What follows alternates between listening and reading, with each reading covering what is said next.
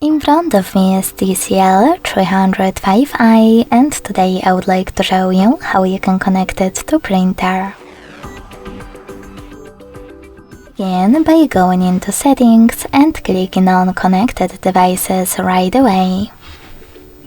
Then click on printing, select the default print service, and wait.